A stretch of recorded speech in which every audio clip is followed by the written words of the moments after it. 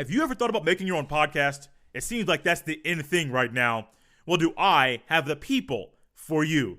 Anchor is a one-stop shop for recording, hosting, and distributing your podcast. Best of all, it's 100% free and extremely easy to use. And now, Anchor will match with great sponsors who want to advertise on your podcast. That means you can get paid for podcasting right away. To get started, go to anchor.fm/start. Once again, that's anchor.fm/start.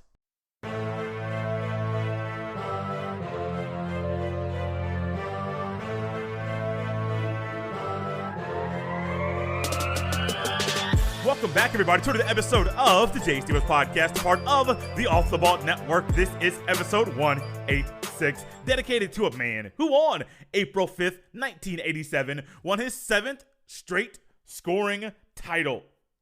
Mr. Wayne Gretzky. And as always, thank you for listening and downloading another episode of the podcast. On today's episode, we talk a little bit about Justin Fields and what people are saying, or few people, are saying about him. Major League Baseball decided to pull their All-Star Game from the city of Atlanta. And LeBron, when are you going to stop recruiting?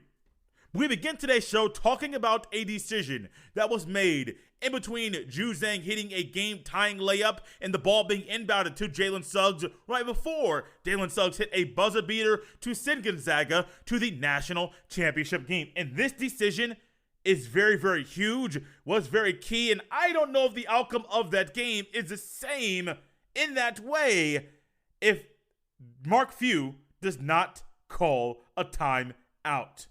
Yes, Jalen Suggs. That shot that he made, we'll be talking about that for a very long time. I am a young man in my early 30s. At the time that Christian Laettner made that buzzer beater, hit that shot in the Elite Eight in the regional championship, I was, 3 years old at the time?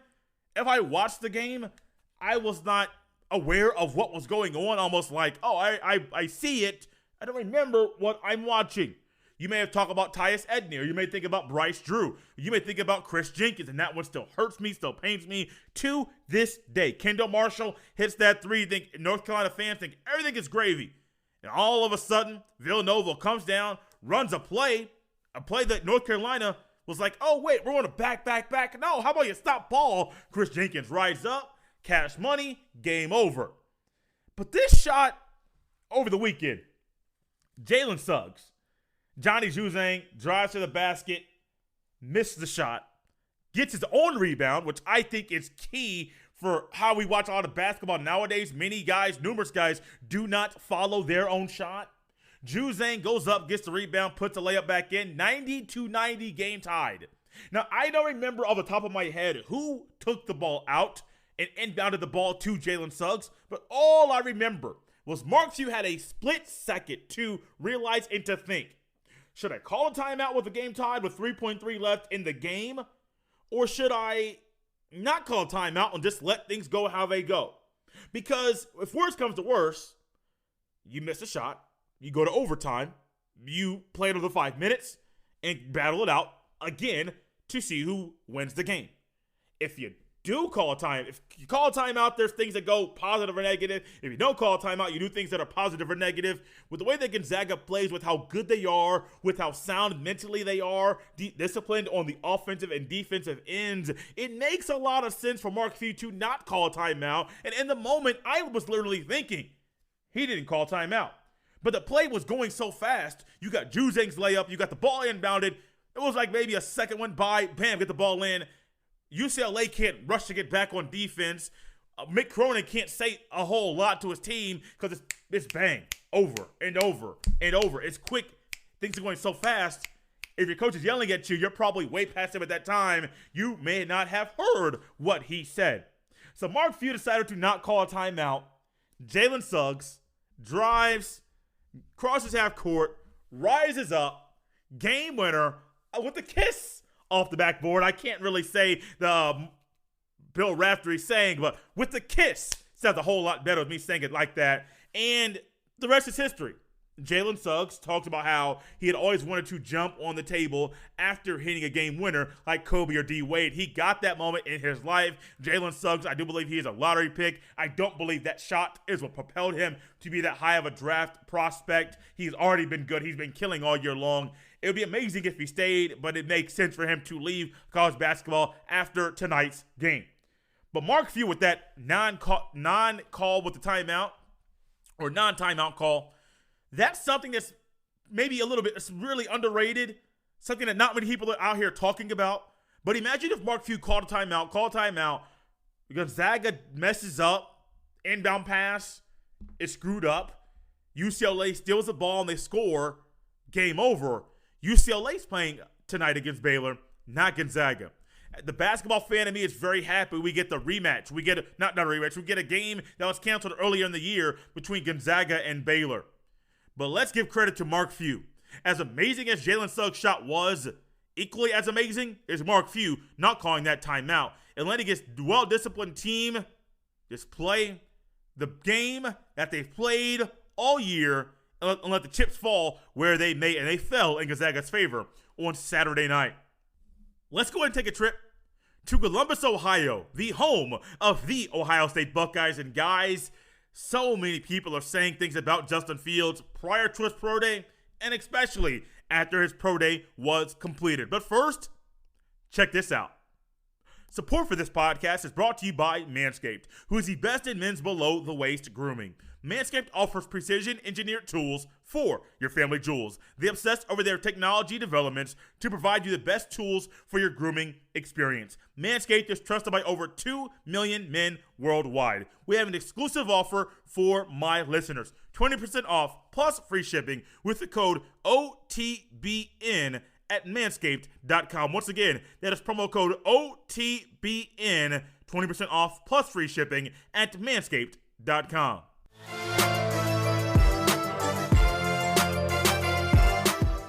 Well, we have reached a time during draft season that people are making off-the-wall statements about certain prospects.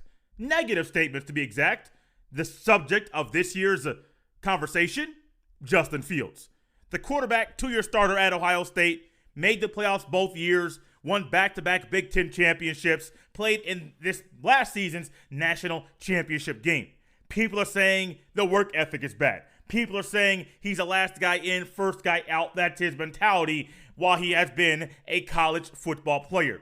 Well, I'm confused. Maybe you're confused. Maybe we're all confused. Because from what I have seen on the field from Justin Fields, the laziness that they're saying describes his behavior, I haven't seen it, and I doubt you have either. Justin Fields, the quarterback from Georgia, played football at Georgia, and lo and behold, he found himself to play at The Ohio State University. Transferred from Georgia. Kirby Smart said, hey, we're going to go all in on the guy by the name of Jake Fromm, who is now in the NFL. And I think people down there knew, and a lot of people around college football, and even some high school scouts that saw him, they were saying, Fields is better than Fromm. I mean, the Elite 11 camp, going back when Fields was in high school, the Elite 11 camp, the top 2 quarterbacks there at that camp, Trevor Lawrence, Justin Fields. Trevor Lawrence, Justin Fields. They're both going to be in the draft coming up very soon at the end of April. But once again, Trevor Lawrence, Justin Fields. And it was kind of like a 1A, 1B situation. Many people said that Lawrence was right. 1-2 conversation. Many people believe that Lawrence was the better quarterback at the time. Many people believe that now. But at the same time, you look at Lawrence, you look at Fields even then and now, you're saying, these guys are good. Maybe the race isn't that they are that Fields is head and shoulders above Fields. Maybe Fields is a whole lot closer than people will give him credit for. You look at the numbers from Fields, his first year to this year, he balled out every game. Yeah, he had some bad moments, but doesn't everybody have some games or some plays during those games that, don't really fit the billing of a number 1 overall draft pick? Well, he was never that number 1 overall draft pick, but he was a guy that is a starter at The Ohio State University. He is a guy that when you look at his play and look at his numbers, you're saying, Y'all gonna pick apart and say there's 5 or 6 plays over 2 seasons that he played bad? No, there are more than that, but just hear me out. 5 or 6 plays over 2 seasons that he played bad. Even if it's a larger amount, it's not like he had 3 or 4 or 5 bad games over 2 years. I believe he played 12, 13, 14 games. His first year, I had to talk it out loud. Should have had it written down. But you guys are seeing how Jay's mind works. Sometimes while he's talking, he has to count things out loud to know what the correct number is. 12 regular season games, 13 is the conference championship game, and then 14 in his sophomore season. 14 would have been the playoff game against Clemson. And then this past year was, I believe, 8 games, 5 regular season, 1 conference championship game, a playoff game against Clemson, a rematch, and then the Natty. So 14 games in 8 games. That is 22 games total that he has played as a college quarterback. You watched him play. I watched him play. I don't understand all of the negative talk about Justin Fields. I don't. Have I been critical about Fields and his play? Absolutely. If you have not checked out the podcast, go to Locked On Buckeyes. Maybe you might have to scroll a little bit, but check and see some of the things that Jay has said about Justin Fields, because I have been very, very critical, and I have not shied away from being honest and sharing my honest opinion and analysis about his play. Even though Ohio State is my team, I do love the Ohio State Buckeyes, or do really enjoy watching them play, I am not afraid to state how bad or how off somebody's game is during a particular game or a sequence of plays during a 60-minute football game. Fields is not the perfect quarterback, but he's way better than what a lot of people think. Fields is not the quarterback that you may think he was based off the accusations. Bad work ethic. Last guy in, first guy out. Do you really think a guy that was the last guy in, first guy out, if those were the words that described him, do you really think that guy would be the guy going around the world via interviews on TV shows and radio shows simply to try and get a football season reinstated? Once again, I never thought in my life that we would go through in a 12-month or 13-month or 14-month, really it's been about 15, 16 months that we have gone through with the Rona. I never thought in my life a college football season or a pro season or an NBA season would be halted, would be stopped, would be pushed back, suspended, any of that. Never thought that. And I'm sure Justin Fields thought the same thing. A guy that's lazy doesn't go the extra mile to try to get a football season reinstated. A guy that's lazy, when Justin Fields could easily have stayed down in Georgia and known the offense, awaited his turn, he did a tough thing, a very tough thing. Gone to a different home, a different college, new coach, new system, new climate, new school, new everything, new campus, and learned everything. Yes, we knock, and I'm not a fan of the transfer portal, but to me it was a decision for Fields that he made. And with Fields making that decision, it's very, very difficult to learn a new system, to learn a new playbook, to learn the way that a new coach speaks when you have been with another coach for a very long time. And Fields going into Ohio State, if he was lazy, if he was a last guy in, first guy out, you don't believe he would have started his collegiate career at Ohio State the way that he did. I mean, you would have thought that he would have had 2 or 3 losses in the regular season his first year at Ohio State. Yes, I know about the plethora of talent at Ohio State, but let's just be honest now. If they're going to say he's lazy and that's your knock on him, and your only knock, and say that he's the last guy in, first guy out, and that's your only knock, I think you're missing the point. There have been people, myself included, that believe that Justin Fields at times holds the ball too long. Not at times, he does at times hold the ball too long. And by doing so, he may still throw the touchdown pass, he may still get the first down, or he may still move the chains. At the same time, that's one of the major knocks on Justin Fields. People say he can't process, he can't read defenses. Okay, there are times maybe that is the case. But one of the main knocks to me with Justin Fields is his ability or inability at times to get the ball out on time. That's it. That's one of the major ones. Take that out of the picture, and if he gets the ball out on time, you would have a big argument about who QB1 is during this year's draft. Because as good as Trevor Lawrence has been as a starting quarterback, as a quarterback at Clemson, right behind him and at times playing better than him. And honestly, if you want to look at it, maybe Lawrence was outplayed by Fields in one of the two matchups when they played. I know he was maybe both of them. You assessed it. I don't want to be the guy to tell you what to believe. You assess it. You're smart. Go look at the game. Go remember what you watched and tell me who was the better quarterback when Lawrence and Fields were on the offensive sides conducting and orchestrating two separate offenses during the playoffs in back-to-back years. You can say one game, you can say two games. Go back and look at it. Let me know what it is. Hit me up on Twitter at jsteven07. You tell me who the better quarterback was when those two guys were on the field at separate times. The knock against Fields, work ethic. Last guy in, first guy out. I was really happy when Justin Fields transferred to Ohio State. Didn't know much about the young man, but what I grew to understand and enjoy about him as a competitor, he keeps going at it. He keeps working, and he doesn't stop. So I didn't like the whole way that it was put out there that Fields was these couple of things, that people are saying these things about him. Not so much the messenger. I'm not knocking Orlovsky. More so the people that are filtering things to Orlovsky, maybe because they think that Dan Orlovsky is going to be the one, is going to be the tool or the puppet to relay this message on national TV. Or national radio. And that's exactly what happened. Orlovsky's young in the media. I myself am young in the media. Have I made mistakes in the media as far as things that I have said while on a show or this show or different podcast that I host? I'm sure that I have. Am I better for noticing my mistakes and moving past it? Absolutely. No questions asked. And Orlovsky will learn from this.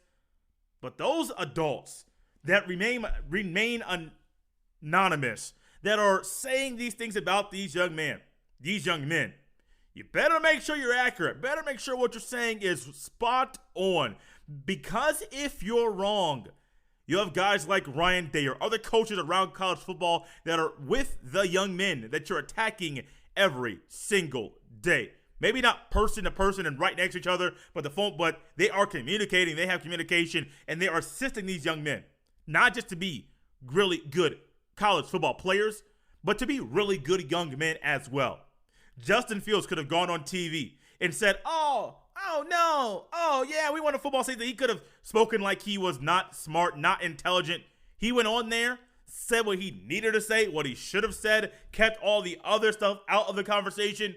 And you could tell, one, he was determined to attempt to get a football season reinstated, and two, he was a well-spoken young man. Know what else that he does very good as a young man? Play football. To me, Justin Fields, QB2, going into the offseason, before this past season started, I had heard QB2 or QB3. Now to hear possibly QB5, that's crazy. And I heard that before people were attacking this man's work ethic. And now I think people might be reassessing what they say about Justin Fields and how they evaluate Justin Fields. Because if Fields goes QB5, some team out there is going to get a really good quarterback.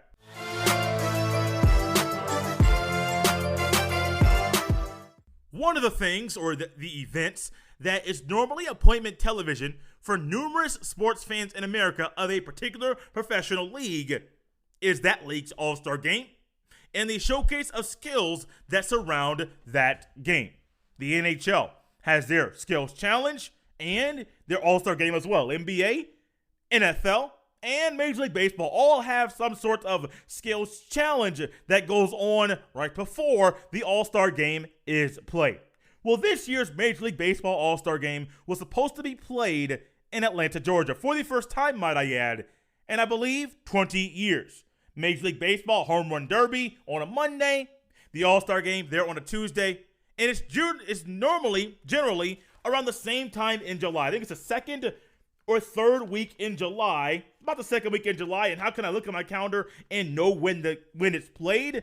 It is because when I was a youngster, mainly in high school, I used to go to church camp. Well, I went to church camp most of my life, but this particular church camp that I went to was always the second week in July. The church went during that week, and I would have to miss the Home Run Derby and the All-Star Game, the home run derby, will get most of my time. But however, I wanted to watch a portion of the All-Star Game because that was back when I watched baseball way more than I do now. I didn't watch baseball, say, every single night, but if the Cubs were playing, I was watching some portion or trying to watch as much of the game as I could. Of course, you had school, I had work, I had school, I had work, I had sports at school. I mean, I was a busy person, but I did try my best. Did try my absolute best to watch Cubs baseball games as a kid. In Major League Baseball, I missed the home run derby. I missed the All-Star Game numerous times. I remember the home run derby. My love for the home run derby that started when I was a youngster.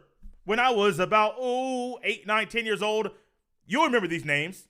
Mark McGwire, Sammy Sosa, Ken Griffey Jr. All of these young men were out there hitting long balls, hitting home runs all of the time. And this next phrase that I'm going to say was made very famous during this time. Chicks dig the long ball. And man, let me tell you, I had a lot of fun watching them play baseball and hit home runs all the time. I couldn't do it. Baseball's not my sport. If I've not told you here on the podcast before, I'll tell you right now, baseball's not my sport. I played a few years, was not that good, and got out quick, fast, and in a hurry because I realized at an early age, very quickly, this sport ain't for me. Major League Baseball pulling their game from Atlanta, to me, seems a little hypocritical. I'm not going to go into great detail, not at all, and tell you and dissect the bill. That is what was the reason that Major League Baseball pulled their All-Star Game from Atlanta. I'm not doing that. I'm not dissecting that. That's for a podcast for another day. But the reason why I say it is very hypocritical, because Major League Baseball still has a team there in Atlanta. The Braves have not gone anywhere. The Braves have not left Georgia, left Atlanta. They haven't left anything. The Braves are still right there in the same place, in the same stadium that the All-Star Game was going to be hosted in, if we're going to be still in Atlanta. Very hypocritical to me that that's the case, and that's the way that Major League Baseball wants to do things. We don't like the bill. We don't like the way that the message we believe you are sending to people in your state and people around the country. Might I add, I've also heard, not fact check this, so I'm not saying this is gospel or not, but I have heard through somebody told me, and it's really a good source of people, someone that relayed this message to me, that Georgia's voting bill is not the harshest one in America. It's not. It's just the most recent one when things were controversial during the presidency, during the election, and this is how Georgia has changed things. I also don't think it's a bad thing to require NID to vote. I'll leave it at that. Major League Baseball. I'm confused. Very confused. I mean, I understand you're in the business of making money. I understand that you may not agree with what is going on there. But just like the NBA, when they pulled their All-Star Game from Charlotte, there was still a team there. So you're still fine taking money from that state, from those people that live in that state, from the teams that will travel all around the country that are NBA teams to play then the Charlotte Hornets, maybe Bobcats at the time. I know it's the Hornets now. But you don't want the All-Star Game to be played there. Very, very confusing. Imagine if someone was asking you about something and you said, no, I don't want to go to that particular place, or I don't want to have that event there, but you still have other things and other people in that area that are doing things for you and helping you make money. Does it really make sense to you to do that? I'm confused, Major League Baseball. NBA, I was not having a podcast at that time. I probably would have said the same thing about you and that decision to pull the All-Star Game from Charlotte over a bathroom bill. Right now, Major League Baseball, all eyes are on you. I get it. You don't like the bill that Georgia has put into place. Okay, I understand that. And those that are in charge, they have the right to agree or disagree with the decision that has been put in place. But it's very odd. No All-Star Game. Okay, cool. You don't want to help the people there and help the business owners and have the celebration there. I get it. Okay, that's your right. But it's also your right to still take money from them? Hypocritical. Crazy. Odd. And I'll leave it at that. Something else that is crazy, odd, unexpected, when this person first came into the league, the NBA that is, It's LeBron James. One of the craziest talents that I've ever witnessed in my lifetime. Michael Jordan was my guy. Kobe Bryant, my favorite player of all time. Kevin Durant, amazing. Kevin Garnett, amazing. Tim Duncan, amazing. James Harden, good. Dwayne Wade, good. Reggie Miller, grew up watching that man play basketball all the time.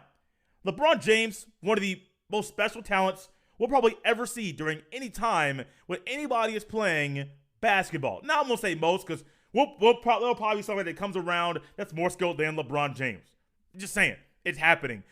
People are evolving. People are training in ways they've never trained before. And I don't want to say something will never, ever happen.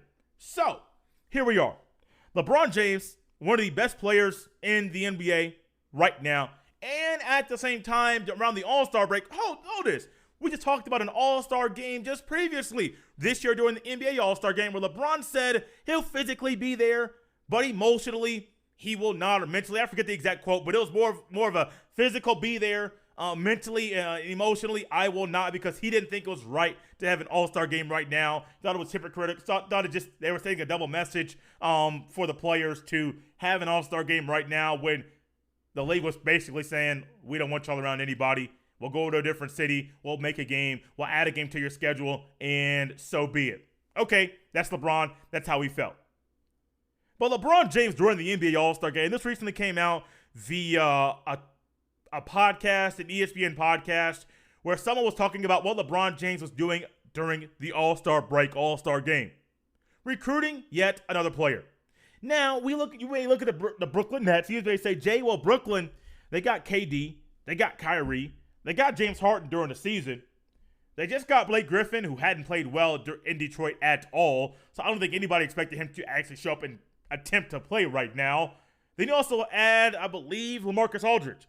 LaMarcus Aldridge, 35 years old, hasn't been the player that he was, hasn't been the same player. It's been like 5 years that he's been on this downward slope. So I get it. I like LaMarcus Aldridge. I like him as a player. But I don't think that acquisition now is what everybody thinks it is, or some people think it is, when you hear the name LaMarcus Aldridge right there on the same team as KD, Kyrie, and James Harden. But on the other side of the country, you got LeBron James, and LeBron is currently injured. AD is injured. Neither were injured at the All-Star break. And LeBron was trying to get another player. Because many people around the NBA have said, not me personally, but have said, you have no AD, no LeBron, no championship. Well, that's the same thing if you're the Lakers in the early 2000s. If you take Shaq off, if you take Kobe off, no championship.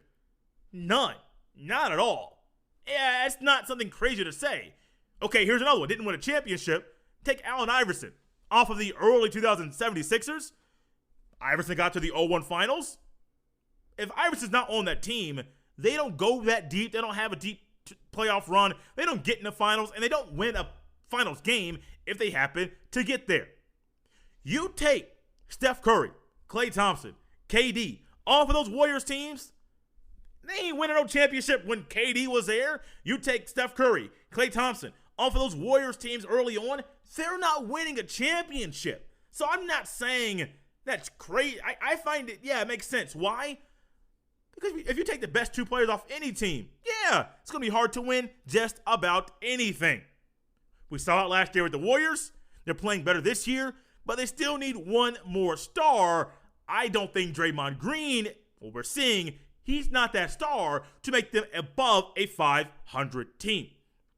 Well, LeBron, I mentioned Steph for a reason. LeBron, during the All-Star break, was recruiting the guy by the name of Wardell Stephen Curry. He likes to go by Steph, not even Stephen. Say Steph, but I like to go by real names. If you listen to Locked On Buckeyes, I make different comments and nicknames for players all the time. Dwayne Washington Jr., those who are college basketball fans, you would have watched him play during the Big Ten Conference Tournament. Didn't do so much during the NC2A tournament because they got bounced in the first round. Even latter part of the regular season, Dwayne Washington Jr., I called him Junior all the time. Well, Wardell was recruited by LeBron. Heavy, hard. LeBron, don't you think at some point this whole Monstars mentality that has been shaping you as an athlete, is it okay to compete and that mentality not be what describes you as an athlete or your career, no one's going to knock how good of an athlete you are or good of a basketball player you are or how you spend so much money, and the money you spend on your body helps you stay in tip-top shape. No one's going to deny that. But at what point do athletes want to compete? I get it. In pickup games, yes, you're gonna have your five. You're gonna shoot for captains, first captain, second captain. Then you're gonna draft 1, 2, 3, 4, 5. 5 on 5, and that's it. And then you might get a couple stragglers come in. Okay, cool. You got 11, 12, 13. They got next. Well, what do they get to do? They get to pick the next players. I remember when I used to play pickup games all the time, and there would be times that it would be 5 on 5, and there would be no extra players. You're playing every single game. There would be times I have lost the team I was on. Sometimes I won a lot. Sometimes I lost a lot. You end up wanting to run it back after losing 3 in a row because it's the pride thing. It's a competition thing. It's a thing that, man, I know that they beat me 3 times in a row, but we can beat them. We know how to stop them. And lo and behold, sometimes it doesn't happen, but sometimes you do end up finding ways to beat that team that beats you over and over and over. If you realign teams, if teams were repicked and you didn't get that chance to compete at that time, maybe you found something in yourself that you didn't know you had because you decided to play a team that had beaten you 3 times in a row. And LeBron, I get it. You won 3 stars. You want to do that. But I do believe you and AD this year, if both were healthy, would have a really good shot of winning the NBA championship. Yes, the Jazz are good, and there are other teams out there in the NBA that are really good as well. But this idea, this thought process, this movement to compete, man, make it stop. Make it stop. It's not illegal to compete. Competing isn't a bad thing. Some people might think that it is, but for so many years, competing against the best has what made and propelled people of certain people's all-time player charts because they weren't afraid to compete. Competition, it's not bad. It's what we grow to love and enjoy when we watch sports on a regular basis. Some of the lowest rated finals were blowouts. Remember the Warriors teams playing the Cavs when it surely seemed like, well, the Cavs were going to roll over them? How many of those games did you closely pay attention to? Probably not many. Maybe some, maybe y'all, maybe not many at all. Not as much as you normally would. Why? Because the competition wasn't as high as you would like for it to be. Competition in sports. It's not illegal. It's part of the reason we enjoy watching sports on a regular basis. Thank you guys so much for listening and enjoying another episode of the Jay Stevens Podcast. As always, you can follow me on Twitter at jstevens07. You can also send all of your emails to jstevens317@gmail.com. Remember to always subscribe, rate, and review. It's a great way for people that are searching for a new podcast to listen to come across this one. Remember to always get the word out about the podcast via word of mouth. The things that we enjoy in life, we are almost willing and somewhat wired to tell other people about. So no matter if this was your first episode or if you have been listening since episode number 1, be sure to let people know about the podcast. This has been episode 186 of the Jay Stevens Podcast. I will see you next time.